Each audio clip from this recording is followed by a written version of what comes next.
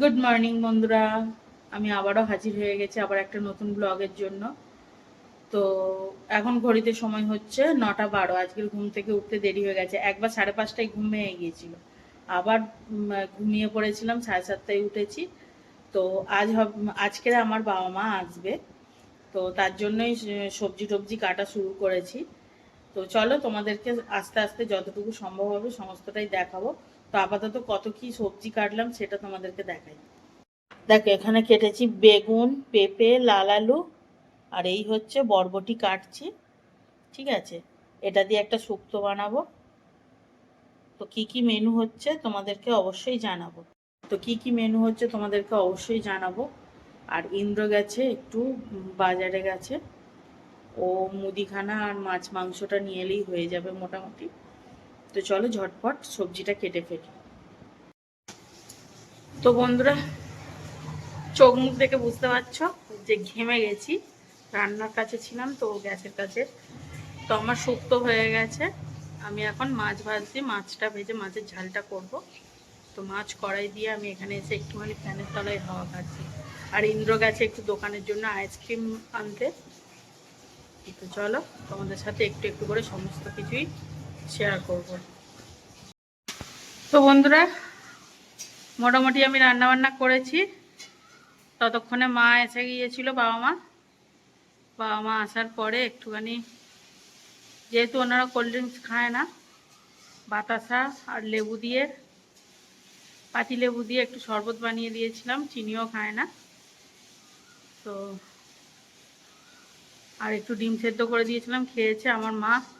আমার শরীরটা খারাপ লাগছে, পেটে ব্যথা করছে বলে মা ওই চিকেনটা বাকি ছিল, চিকেনটা করছে। চলো দেখাই তোমাদের। মা এখানে চিকেনটা বানাচ্ছে, মানে চিকেন এখানে ম্যারিনেশন করা আছে। মা এখানে মশলা কষাচ্ছে, যা তেল দিয়েছে হয়ে যাবে।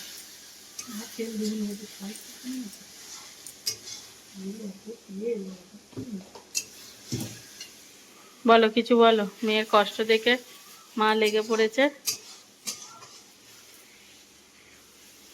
মেয়ের কষ্ট মায়েরা করবে না, কে করবে?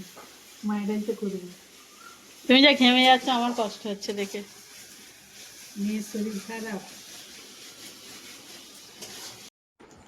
গুড ইভিনিং বন্ধুরা, দুপুরের লাঞ্চটা তোমাদের দেখাতে ভুলে গিয়েছিলাম। তো এখন বিকালবেলা ঘুম থেকে উঠে 5:30টার সময় বাবাকে, মাকে, মানে সবাইকে তরমুজ কেটে দিয়েছিলাম, খেয়েছে। এখন খাচ্ছে আইসক্রিম। আর আমাদের সোনা কি করছে তোমরা দেখো।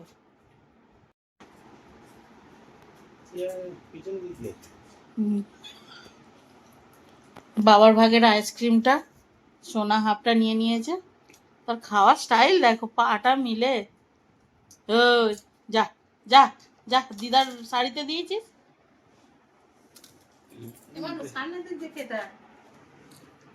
উল্টো দিক থেকে খাচ্ছে।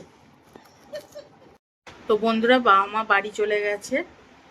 বাবা মা একটু তাড়াতাড়ি বেরোতে চেয়েছিল, তবে তৃষা বললো যে আমাদের আমতলায় রামনবমীর র্যালি বেরিয়েছে, যার কারণে প্রচণ্ড জ্যাম ছিল, তো একটু দেরি করেই বেরোলো। মা আরও ওই 8:30 নাগাদ বেরোলো।